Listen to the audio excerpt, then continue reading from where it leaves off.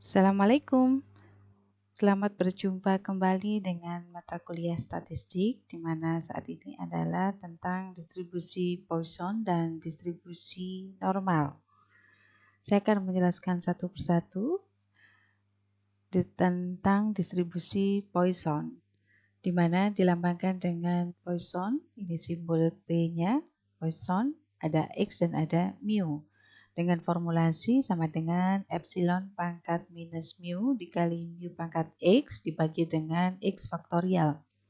Di mana X sama dengan 1, 2, dan seterusnya. Sedangkan untuk nilai epsilon adalah 2,71828. Sekarang kita akan mengambil contoh. Rata-rata sekolah ditutup karena banjir di Jakarta adalah 4 hari. Jadi karena banjir, Jakarta sekarang ini lagi ditutup selama 4 hari. Kemudian berapa peluang sekolah-sekolah itu akan ditutup selama 6 hari selama musim penghujan? Jawabannya adalah, ini kita lambangkan dengan distribusi Poisson, ada X dan mu sama dengan epsilon pangkat minus 4 didapat dari ini, mu. Kemudian dikali mu pangkat 6 dibagi dengan 6 faktorial sama dengan 0,1042. Nah, ada dua cara, yaitu satu menggunakan persamaan atau formulasi, sedangkan yang kedua adalah menggunakan tabel. Bisa dilambangkan dengan peluang atau distribusi Poisson dengan nilai 6. 6 ini adalah X, kemudian ini mu adalah 4. Maka hampir sama seperti caranya di distribusi binom. Untuk melihat bahwa X sama dengan 6, maka interval antara sigma 0 sampai dengan 6 dikurangi dengan nilai peluang Poisson atau distribusi Poisson antara X1 sampai dengan 5. Dapatkan dari 0,8893 dikurangi 0,7851 sama dengan 0,1042. Nah, caranya kita akan coba cara melihat distribusi Poisson. Ini kita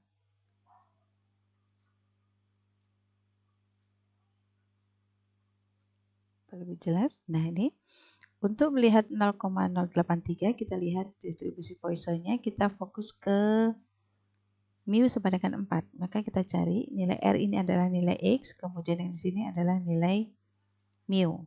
Kita cari nilai mu-nya ini 4. Kita luruskan dengan 0 sampai 6. Karena prinsipnya memang perhitungannya mulai dari 0 sampai dengan angka X, ini 4, kemudian 0,6. 4 ya, 4, kemudian 0 sampai dengan 6. Nih, kita temukan angka atau nilai 0,88. Kita coba besarkan terlebih dahulu. Nah, ini 0,8893. Sedangkan untuk yang sigma 0 sampai dengan 5, tinggal cari di atasnya saja nih. Karena ini nilai mu-nya masih 4, tetapi nilai X-nya sudah berubah 5. Maka kita tulis 0,7851 sama dengan 0,1042. Kemudian next. Nah, kita coba latihan yang kedua, yaitu tentang distribusi Poisson. Rata-rata jumlah anggota keluarga di Indonesia terdiri dari 3 anggota keluarga. Yaitu ada ayah, ada ibu, kemudian ada 1 anak. Berapa peluang jumlah anggota keluarga di Indonesia berjumlah 7 orang jika program KB tidak berhasil?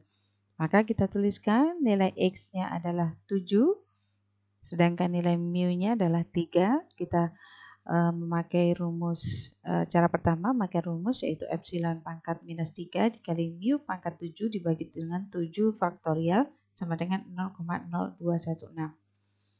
Sedangkan cara yang kedua dengan menggunakan tabel, caranya hampir sama seperti yang tadi, yaitu distribusi Poisson. 7 ini adalah nilai X, sedangkan 3 adalah nilai mu. Kita cari antara sigma 0,7. Kita coba lagi yang tadi caranya. Bisa, nah ini.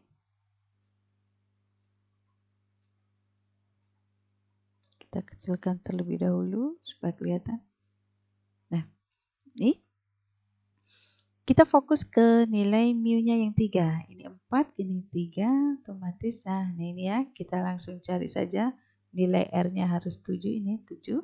Maka nilainya sama dengan 0,9881. Sedangkan untuk yang sigma 0 sampai 6, kita lanjutkan di atasnya ini. 0,9665 sama dengan 0,0216. Nah, demikian tadi cara membaca atau mencari tabel di distribusi Poisson tabel. Kita lanjutkan.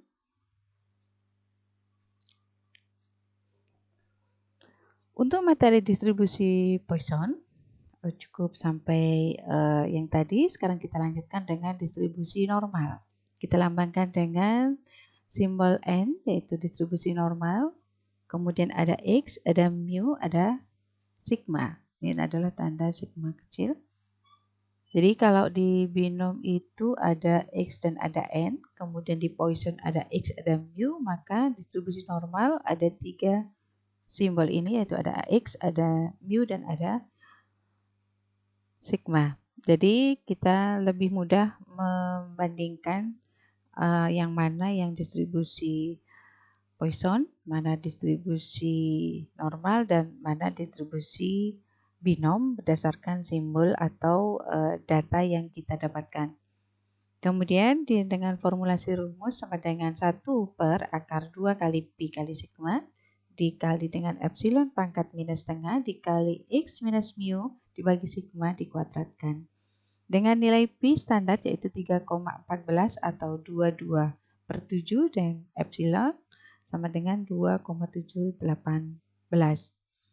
Sedangkan untuk distribusi normal, perhitungan rumusnya yaitu Z sama dengan X minus mu dibagi dengan sigma.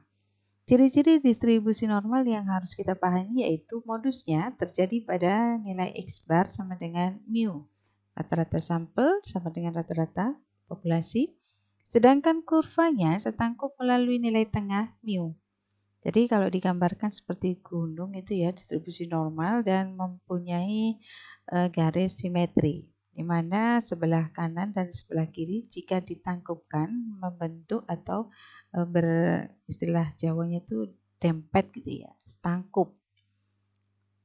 Kemudian kurvanya mendekati sumbu asintotik dalam kedua arah bila kita semakin menjauhi nilai tengahnya.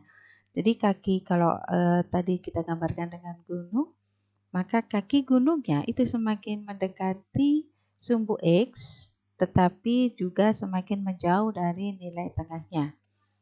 Kemudian yang patut kita ketahui adalah luas daerah yang terletak di bawah kurva di atas sumbu mendatar atau sumbu X sama dengan 1. Nah, ini adalah contoh kurva distribusi normal di mana nilai X sama dengan mu, kemudian ini adalah sumbu X. Contoh, diketahui distribusi normal dengan nilai mu sama dengan 50 dan sigma sama dengan 10.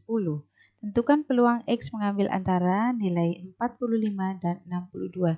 Ini adalah nilai X, bukan nilai Z. Maka untuk melihat tabel ataupun menggambar distribusi normalnya, kita harus konversi nilai X ini ke dalam nilai Z. Kita masukkan nilai Z1 sama dengan X minus mu dibagi sigma sama dengan 45, ini nilai X-nya. Kemudian dikurangi dengan 50, nilai mu-nya. Dibagi dengan sigma, yaitu standar deviasinya atau simpangan bakunya 10. Sama dengan minus 0,5. Untuk Z yang kedua, juga sama. Kita lakukan, kemudian diketahui nilainya 1,2. Kita coba gambarkan dengan kurva distribusi normal, di mana nilai modusnya sama dengan X sama dengan mu 0, kemudian nilai Z-nya ada 2, minus 0,05 dan 1,2. Ingat untuk menggambar nilai Z ini harus memakai standar bilangan, yaitu semakin ke kiri nilai negatif dan semakin ke kanan bertanda positif. Maka peluang X antara 45 sampai 62 bisa digambarkan sebagai peluang Z antara minus 0,05 sampai dengan 1,2. Maka kita akan cari di tabel terlebih dahulu bahwa peluang Z lebih kecil 1,2 dikurangi dengan peluang Z lebih kecil minus 0,05. Kita coba cari di tabel.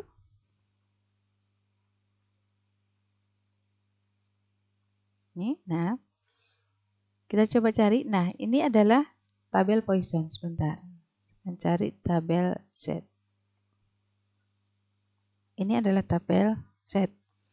Kita cari ini Z. Nah, ini adalah lebih dari atau kelebihan desimal untuk nilai Z. Misal kita minus 3,82, maka posisinya di sini. Nah, ambil contoh yang ini, Z nilainya kurang dari 1,2.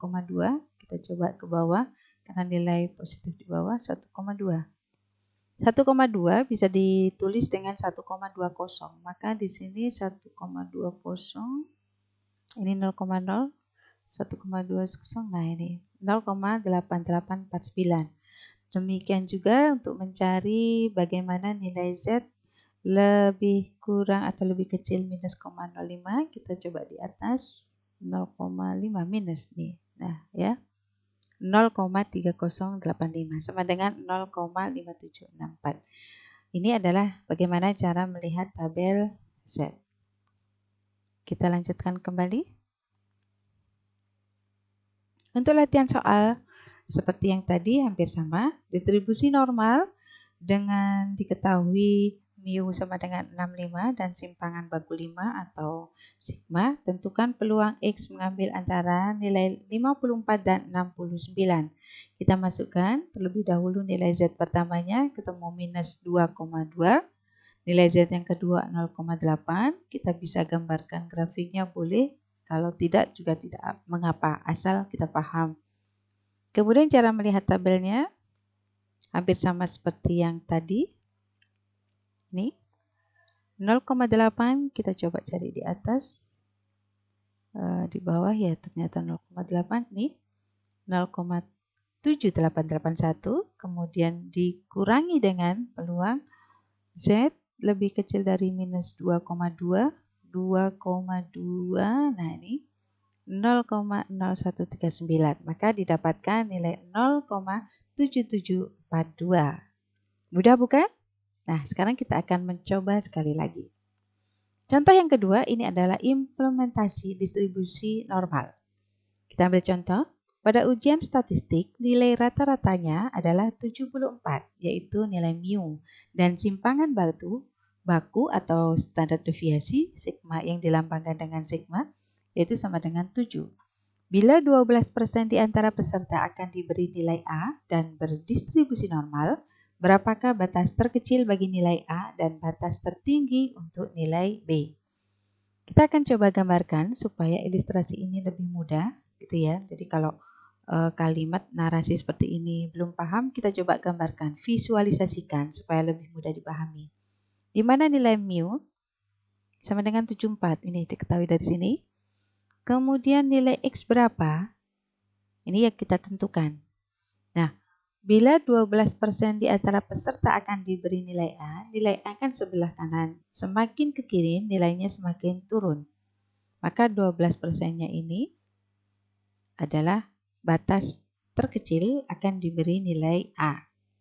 Maka sisanya di sini sebelah kiri adalah kita tahu bahwa peluang di bawah kurva dan di atas sumbu X itu sama dengan 1. Maka di sini peluangnya semua kalau ditotal adalah 1. Maka sisanya ini adalah bisa ada dua cara, 100% dikurangi dengan 12% sama dengan 88%, atau 1 dikurangi dengan 0,12 atau 0,88.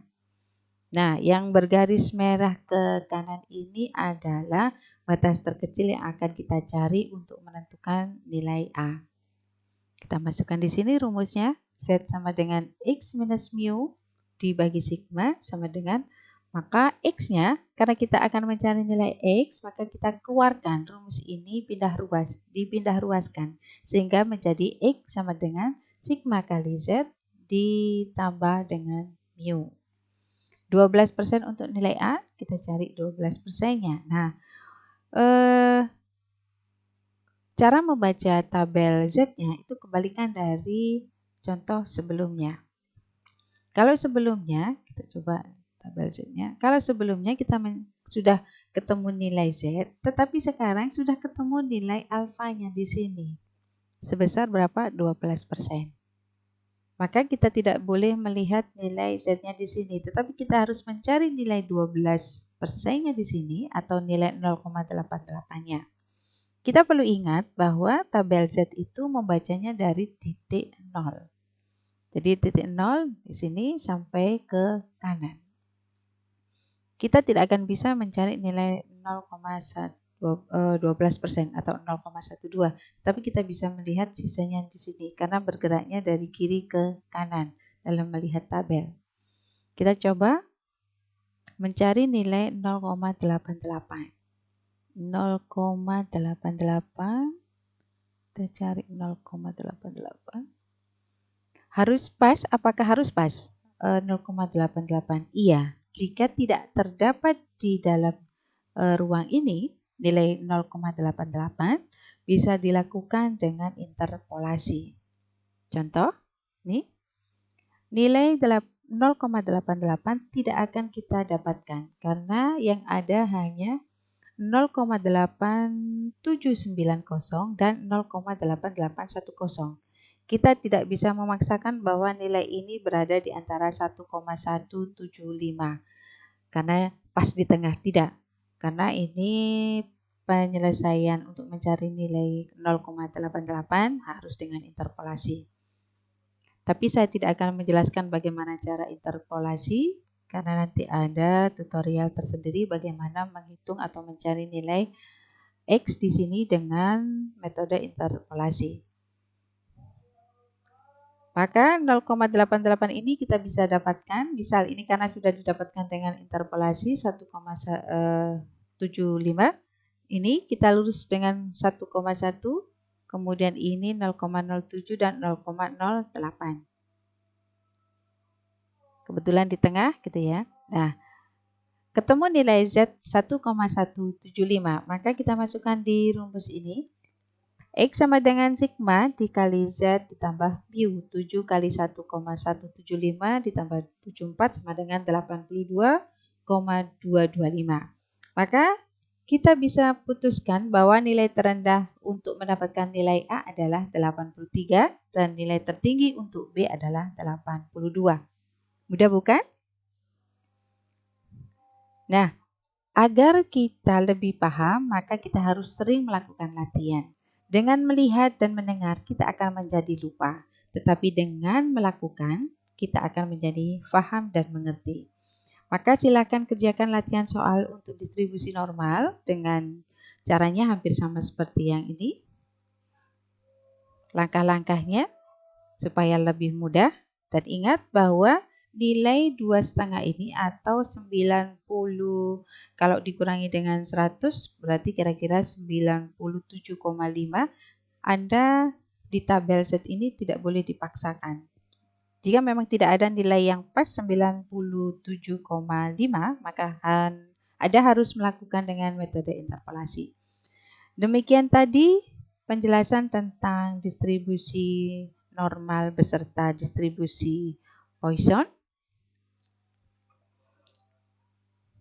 Semoga Anda paham dan mengerti. Jika ada pertanyaan, silakan bisa menghubungi melalui email, WhatsApp, ataupun di Google Classroom. Sampai berjumpa lagi dengan materi statistik selanjutnya. Selamat belajar dan tetap semangat di masa pandemi. Dan ingat bahwa kita akan sukses jika kita berusaha. Sampai bertemu kembali dan terima kasih. Wassalamualaikum.